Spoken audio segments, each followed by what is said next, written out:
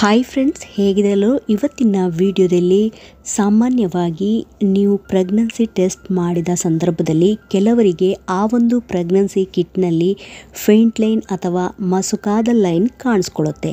ಇವತ್ತಿನ ವಿಡಿಯೋದಲ್ಲಿ ಇದರ ಬಗ್ಗೆ ನಾನು ಡೀಟೇಲ್ಸ್ ಆಗಿ ತಿಳಿಸ್ಕೊಡ್ತಾ ಹೋಗ್ತೀನಿ. ಸೊ ಹಾಗಾಗಿ ಇದುವರೆಗೆ ನನ್ನ ಚಾನಲ್ನ ಯಾರೆಲ್ಲ ಸಬ್ಸ್ಕ್ರೈಬ್ ಮಾಡಿಲ್ಲ ಪ್ಲೀಸ್ ಸಬ್ಸ್ಕ್ರೈಬ್ ಮಾಡಿ, ಪಕ್ಕದಲ್ಲಿರೋ ಬೆಲ್ಲೈಕನ್ನು ಕೂಡ ಕ್ಲಿಕ್ ಮಾಡ್ಕೊಳ್ಳಿ. ತುಂಬ ಜನರಿಗೆ ಈ ರೀತಿ ರಿಸಲ್ಟ್ ಬಂದಾಗ ಪ್ರೆಗ್ನೆನ್ಸಿ ಪಾಸಿಟಿವ್ನಾ ಅಥವಾ ನೆಗೆಟಿವ್ನಾ ಅಂತ ಹೇಳಿ ಕನ್ಫ್ಯೂಷನ್ ಆಗುತ್ತೆ. ಸೊ ಹಾಗಾಗಿ ಇವತ್ತಿನ ವಿಡಿಯೋದಲ್ಲಿ ಇದರ ಬಗ್ಗೆ ನಾವು ಡೀಟೇಲ್ಸ್ ಆಗಿ ತಿಳಿತಾ ಹೋಗೋಣ. ಸಾಮಾನ್ಯವಾಗಿ ಕೆಲವರಿಗೆ ಈ ರೀತಿಯ ಫೇಂಟ್ ಲೈನ್ ಅಥವಾ ಮಸುಕಾದ ಲೈನ್ ಆ ಒಂದು ನಿಮ್ಮ ಟೆಸ್ಟ್ ಕಿಟ್ನಲ್ಲಿ ಕಾಣಿಸ್ಕೊಳ್ಳೋಕ್ಕೆ ಹಲವಾರು ಕಾರಣಗಳಿರ್ತವೆ. ಮೊದಲನೇ ಕಾರಣ, ನೀವು ಬೇಗನೆ ಟು ಅರ್ಲಿಯಾಗಿ ಟೆಸ್ಟ್ ಮಾಡಿದಾಗ ಇಲ್ಲಿ ಏನಾಗುತ್ತೆ ಅಂತ ಹೇಳಿದರೆ, ನೀವು ನಿಮ್ಮ ಪ್ರೆಗ್ನೆನ್ಸಿ ಕನ್ಫರ್ಮ್ ಆಗುವ ಅಥವಾ ಟೆಸ್ಟ್ ಮಾಡುವಾಗ HCG ಲೆವೆಲ್, HCG ಹಾರ್ಮೋನ್ ಇದೊಂದು ಪ್ರೆಗ್ನೆನ್ಸಿಯ ಹಾರ್ಮೋನ್ ಆಗಿರುತ್ತೆ. ಈ ಒಂದು ಹಾರ್ಮೋನಿನ ಲೆವೆಲ್ಲು ಸಾಕಾಗುವಷ್ಟು ಅಥವಾ ರಿಸಲ್ಟ್ ಪಾಸಿಟಿವ್ ತೋರಿಸುವಷ್ಟು ಲೆವೆಲ್ಲು ನಿಮ್ಮ ಯೂರಿನಲ್ಲಿ ಇಲ್ಲದೇ ಇರೋದ್ರಿಂದ ಈ ರೀತಿಯ ಫೇಂಟ್ ಲೈನ್ ಕಾಣಿಸ್ಕೊಳ್ಬೋದು. ಮತ್ತು ಕೆಲವರಿಗೆ ನೀವು ಒಂದು ವೇಳೆ ಪ್ರೆಗ್ನೆನ್ಸಿ ಇದ್ರೂ ನೆಗೆಟಿವ್ ತೋರಿಸುವಂತಹ ಸಾಧ್ಯತೆ ಇರುತ್ತೆ. ಸೊ ಹಾಗಾಗಿ ಈ ಒಂದು HCGಯ ಲೆವೆಲ್ಲು ನಿಮ್ಮ ಯೂರಿನ್ನಲ್ಲಿ ಕಾಣಿಸ್ಕೊಳ್ಳೋಕ್ಕೆ ಸ್ವಲ್ಪ ಸಮಯ ಹಿಡಿಯುತ್ತೆ. ಹಾಗಾಗಿ ನಿಮಗೆ ರಿಸಲ್ಟ್ ಪಾಸಿಟಿವ್ ಬರಲಿಕ್ಕೂ ಕೆಲವು ದಿನ ಹಿಡಿಬೋದು. ಯಾಕೆ ಈ ರೀತಿ ಆಗುತ್ತೆ ಅಂತ ಹೇಳಿದರೆ, ಈ ಸಂದರ್ಭದಲ್ಲಿ ಒಂದು ವೇಳೆ ನಿಮಗೆ ಪ್ರೆಗ್ನೆನ್ಸಿ ಕನ್ಫರ್ಮ್ ಆಗ್ತಾ ಇದೆ ಅಥವಾ ಆಗುವಂಥ ಸಂದರ್ಭದಲ್ಲಿ ಏನಾಗುತ್ತೆ, ಈ ಒಂದು HCGಯ ಲೆವೆಲ್ಲು ಫಸ್ಟು ಬ್ಲಡ್ಡಲ್ಲಿ ಕಾಣಿಸ್ಕೊಳ್ಳುತ್ತೆ, ನಂತರ ಅದು ನಿಧಾನವಾಗಿ ಯೂರಿನಲ್ಲಿ ಕಾಣಿಸ್ಕೊಳ್ಳುತ್ತೆ. ನೆಕ್ಸ್ಟ್ ಕಾರಣ, ನೀವು ತಂದಿರುವಂಥ ಕಿಟ್ನಲ್ಲಿ ಬರೆದಿರುವಂತಹ ಪ್ರತಿಯೊಂದು ಇನ್ಸ್ಟ್ರಕ್ಷನನ್ನು ಸರಿಯಾಗಿ ಓದದೆ ಒಂದು ವೇಳೆ ಟೆಸ್ಟ್ ಮಾಡಿದರೆ ಫೇಂಟ್ ಲೈನ್ ಅಥವಾ ಮಸುಕಾದ ಲೈನ್ ಕಾಣಿಸಿಕೊಳ್ಳುವಂತಹ ಸಾಧ್ಯತೆ ಇರುತ್ತೆ. ಸೊ ಹಾಗಾಗಿ ಒಂದು ವೇಳೆ ನೀವೇನಾದರೂ ಬೆಳಿಗ್ಗೆ early morning urine pregnancy test ಮಾಡ್ತೀರಿ ಅಂತ ಹೇಳಿದರೆ, ಆ ಒಂದು ಸಂದರ್ಭದಲ್ಲಿ ಅಲ್ಲೇ ಇದ್ದು ಆ ಒಂದು 3 ಡ್ರಾಪ್ಸ್ ಯೂರಿನನ್ನು ಆ ಒಂದು ಟೆಸ್ಟ್ ಕಿಟ್ನ ಹೋಲ್ ಒಳಗೆ ಹಾಕಿ ಅಲ್ಲೇ ಕಾಯಬೇಕಾಗತ್ತೆ 3 to 5 ಮಿನಿಟ್ಸ್. ಅಲ್ಲಿ ಎಷ್ಟು ಮಿನಿಟ್ಸ್ ಬರೆದಿರ್ತಾರೆ ಅಷ್ಟು ನಿಮಿಷದ ತನಕ ಅಲ್ಲೇ ಇದ್ದು ಕಾದು ನೀವು ರಿಸಲ್ಟನ್ನು ಓದುವಂಥದ್ದು ತುಂಬಾ ಒಳ್ಳೆಯದು.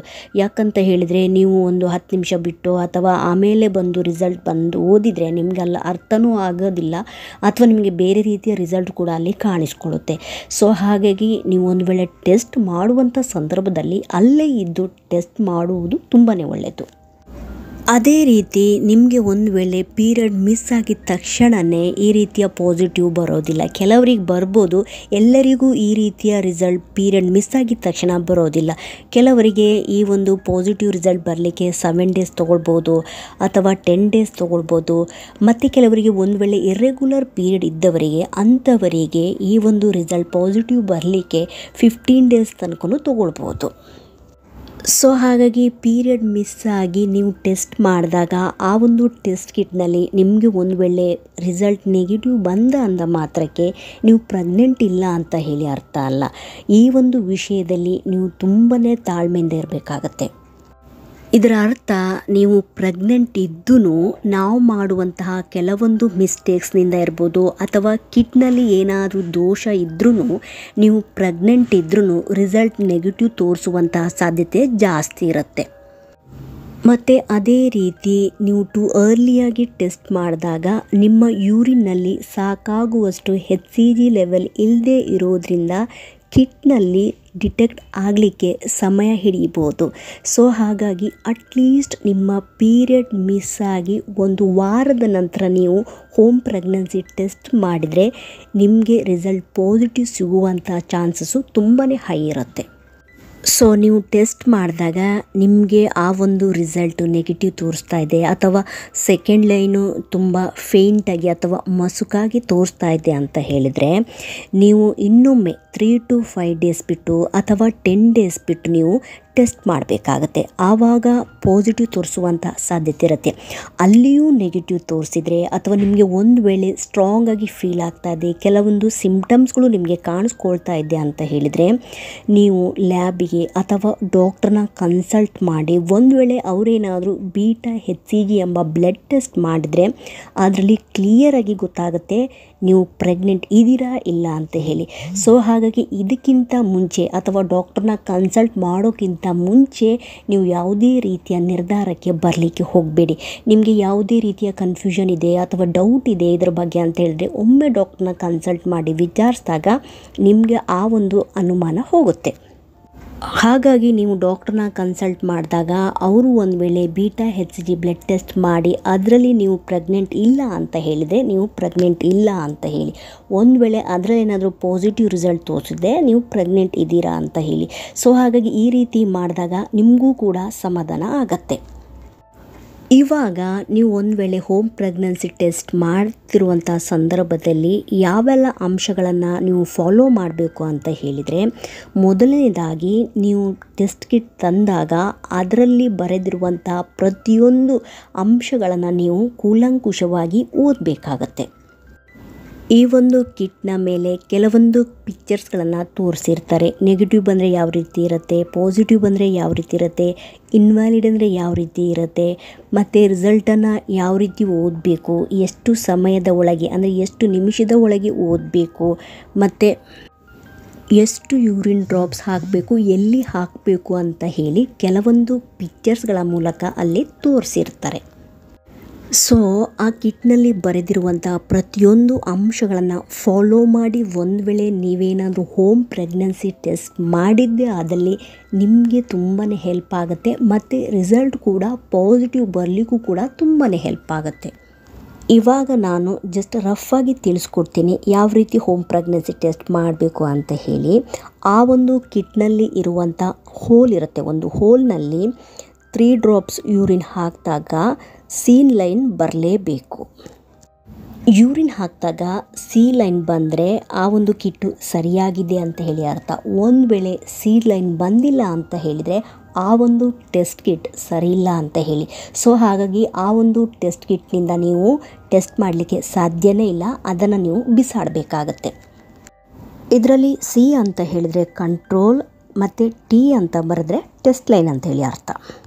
ಇವಾಗ ಆ ಒಂದು ಟೆಸ್ಟ್ ಕಿಟ್ನಲ್ಲಿ ಹೋಲ್ ಇರುವಂತಹ ಜಾಗದಲ್ಲಿ ಒಂದು 3 ಡ್ರಾಪ್ಸ್ ಅಷ್ಟು ಯೂರಿನ್ ಹಾಕಿದಾಗ ಫಸ್ಟ್ ಸಿ ಲೈನ್ ಬಂದು 5 ನಿಮಿಷದ ಒಳಗೆ ಏನಾದರೂ ಟಿ ಲೈನ್ ಬಂದರೆ ಅಥವಾ ಆ ಒಂದು ಜಾಗದ ಹತ್ರ ಮಸುಕಾದ ಲೈನ್ ಕಾಣಿಸ್ಕೊಂಡ್ರೆ ಸಾಮಾನ್ಯವಾಗಿ ಇದನ್ನು ಪ್ರೆಗ್ನೆನ್ಸಿ ಪಾಸಿಟಿವ್ ಅಂತಲೇ ಹೇಳ್ತಾರೆ ಈ ಒಂದು ರಿಸಲ್ಟನ್ನು. ನೆಕ್ಸ್ಟು ಆ ಒಂದು ಟೆಸ್ಟ್ ಕಿಟ್ನಲ್ಲಿ ನೀವು ಟೆಸ್ಟ್ ಮಾಡಿದಾಗ ಸಿ ಲೈನ್ ಬಂದಿಲ್ಲ, ಟಿ ಲೈನ್ ಮಾತ್ರ ಬಂದಿದೆ ಅಂತ ಹೇಳಿದರೆ ಆ ಒಂದು ಕಿಟ್ ಸರಿ ಇಲ್ಲ ಅಂತ ಹೇಳಿ ಇನ್ನೊಮ್ಮೆ ನೀವು ಹೊಸ ಕಿಟ್ನ ತಂದು ಟೆಸ್ಟ್ ಮಾಡಬೇಕಾಗತ್ತೆ. ನೀವು ಟೆಸ್ಟ್ ಮಾಡಿದ ಸಂದರ್ಭದಲ್ಲಿ ಆ ಒಂದು ಟೆಸ್ಟ್ ಕಿಟ್ನಲ್ಲಿ ಸಿ ಲೈನ್ ಮಾತ್ರ ಕಾಣಿಸ್ಕೊಂಡು ಟಿ ಲೈನ್ ಹತ್ರ ಏನೂ ಕಾಣಿಸ್ಕೊಂಡಿಲ್ಲ ಅಂತ ಹೇಳಿದರೆ ನಿಮ್ಮ ಒಂದು ಪ್ರೆಗ್ನೆನ್ಸಿ ರಿಸಲ್ಟ್ ನೆಗೆಟಿವ್ ಆಗಿರುತ್ತೆ. ಸೊ ಹಾಗಾಗಿ ಈ ರೀತಿಯ ಒಂದು ವೇಳೆ ರಿಸಲ್ಟ್ ಬಂದರೆ ಟೆನ್ಷನ್ ಮಾಡುವ ಅಗತ್ಯವಿಲ್ಲ. ನೀವು ಇನ್ನೊಮ್ಮೆ ಹೊಸ ಕಿಟ್ನಿಂದ 3 to 5 ಡೇಸ್ ಬಿಟ್ಟು ಅಥವಾ ಒಂದು 7 ಡೇಸ್ ಬಿಟ್ಟು ಟೆಸ್ಟ್ ಮಾಡಿದಾಗ ನಿಮಗೆ ಪಾಸಿಟಿವ್ ರಿಸಲ್ಟ್ ಸಿಗುವಂಥ ಸಾಧ್ಯತೆ ಇರುತ್ತೆ. ಇದರ ಜೊತೆಗೆ ನೀವು ಟೆಸ್ಟ್ ಮಾಡಿದಾಗ ಆ ಒಂದು ಸಂದರ್ಭದಲ್ಲಿ ಆ ಕಿಟ್ನಲ್ಲೇ ಒಂದು ಡಾರ್ಕ್ ಲೈನ್, ಇನ್ನೊಂದು ತುಂಬ ಫೇಂಟ್ ಲೈನ್ ಅಥವಾ ಮಸುಕಾದ ಲೈನ್ ಕಾಣಿಸ್ಕೊಳ್ಳುತ್ತೆ. ಈ ರೀತಿಯ ರಿಸಲ್ಟ್ ಬಂದಾಗ ನಿಮಗೆ ಕನ್ಫ್ಯೂಷನ್ ಆಗುತ್ತೆ, ಇದು ಪ್ರೆಗ್ನೆನ್ಸಿ ಪಾಸಿಟಿವ್ನಾ ಅಥವಾ ನೆಗೆಟಿವ್ನಾ ಅಂತ ಹೇಳಿ. ಇದಕ್ಕೆ ಮೇಯ್ನ್ ಕಾರಣ ಅಂತ ಹೇಳಿದರೆ ನಿಮ್ಮ ಹೋಮ್ ಪ್ರೆಗ್ನೆನ್ಸಿ ಟೆಸ್ಟನ್ನು ನೀವು ಟು ಅರ್ಲಿಯಾಗಿ ಮಾಡೋದ್ರಿಂದ ನಿಮ್ಮ ಯೂರಿನಲ್ಲಿ ಸಾಕಾಗುವಷ್ಟು HCG ಲೆವೆಲ್ ಇಲ್ಲದೆ ಇರೋದ್ರಿಂದ ಈ ರೀತಿಯ ರಿಸಲ್ಟ್ ಕಾಣಿಸ್ಕೊಳ್ಳುತ್ತೆ. ಈ ರೀತಿ ಆದಾಗ 3 to 5 ಡೇಸ್ ಬಿಟ್ಟು ಇನ್ನೊಮ್ಮೆ ನೀವು ಟೆಸ್ಟ್ ಮಾಡಿದಾಗ ಆ ಒಂದು ಫೇಂಟ್ ಲೈನ್ ಅಥವಾ ಏನು ಮಸುಕಾದ ಲೈನ್ ಬಂದಿರುತ್ತೆ ಆ ಒಂದು ಲೈನ್ ಡಾರ್ಕ್ ಕಾಣಿಸಿಕೊಳ್ಳುವಂಥ ಸಾಧ್ಯತೆ ಜಾಸ್ತಿ ಇರುತ್ತೆ. ಸೊ ಹಾಗಾಗಿ ಸಾಮಾನ್ಯವಾಗಿ ಈ ರೀತಿಯ ಫೇಂಟ್ ಲೈನ್ ಅಥವಾ ಮಸುಕಾದ ಲೈನ್ ಬಂದರೆ ಪ್ರೆಗ್ನೆನ್ಸಿ ಪಾಸಿಟಿವ್ ಅಂತಲೇ ಅರ್ಥ. ಆದರೆ ಕೆಲವೊಂದು ಕೇಸಸ್ಗಳಲ್ಲಿ ಈ ರೀತಿಯ ರಿಸಲ್ಟ್ ಬರಲಿಕ್ಕೆ ಇನ್ನೂ ಬೇರೆ ಕಾರಣಗಳಿರ್ತವೆ. ಈ ರೀತಿ ನಿಮ್ಮ ಟೆಸ್ಟ್ ಕಿಟ್ನಲ್ಲಿ ಮಸುಕಾದ ಲೈನ್ ಕಾಣಿಸ್ಕೊಂಡ್ರೆ ನೀವು ಟೆನ್ಷನ್ ಮಾಡುವ ಅಗತ್ಯವಿಲ್ಲ. ಒಂದು 5 ಡೇಸ್ ಬಿಟ್ಟು ನೀವು ರಿಪೀಟಾಗಿ ಟೆಸ್ಟ್ ಮಾಡಿದಾಗ ಆ ಸೆಕೆಂಡ್ ಲೈನ್ ಡಾರ್ಕ್ ಕಾಣಿಸಿಕೊಳ್ಳುವ ಸಾಧ್ಯತೆ ತುಂಬಾ ಜಾಸ್ತಿ ಇರುತ್ತೆ. ಇಲ್ಲಿ ನಿಮಗೆ ಮತ್ತೆ ಕನ್ಫ್ಯೂಷನ್ ಇದೆ, ಗೊತ್ತಾಗ್ತಿಲ್ಲ ಅಂತ ಹೇಳಿದರೆ ನೀವು ಒಂದೇ ಲ್ಯಾಬಿಗೆ ಹೋಗ್ಬೋದು ಅಥವಾ ಡಾಕ್ಟ್ರನ್ನ ಕನ್ಸಲ್ಟ್ ಮಾಡಿ ಬೀಟಾ HCG ಎಂಬ ಬ್ಲಡ್ ಟೆಸ್ಟ್ ಮಾಡಿದಾಗ ಅದರಲ್ಲಿ ಕ್ಲಿಯರಾಗಿ ರಿಸಲ್ಟ್ ಗೊತ್ತಾಗುತ್ತೆ ನೀವು ಪ್ರೆಗ್ನೆಂಟ್ ಇದ್ದೀರಾ ಇಲ್ಲ ಅಂತ ಹೇಳಿ. ಸೊ ಹಾಗಾಗಿ ನೀವು ಡಾಕ್ಟ್ರ್ ಹತ್ರ ಹೋಗೋಕ್ಕಿಂತ ಮುಂಚೆ ನಿಮ್ಮಷ್ಟಕ್ಕೆ ನೀವು ಯಾವುದೇ ರೀತಿಯ ನಿರ್ಧಾರಕ್ಕೆ ಬರಲಿಕ್ಕೆ ಹೋಗಬೇಡಿ. ಯಾಕಂತ ಹೇಳಿದ್ರೆ ನೀವು ಪ್ರೆಗ್ನೆಂಟ್ ಇದ್ದರೂ ಇರಬಹುದಲ್ವಾ. ಸೊ ಹಾಗಾಗಿ ಈ ರೀತಿಯ ನಿರ್ಧಾರಕ್ಕೆ ಬರೋಕ್ಕಿಂತ ಮುಂಚೆ ನೀವು ಇನ್ನೊಮ್ಮೆ ಯೋಚನೆ ಮಾಡಬೇಕಾಗತ್ತೆ.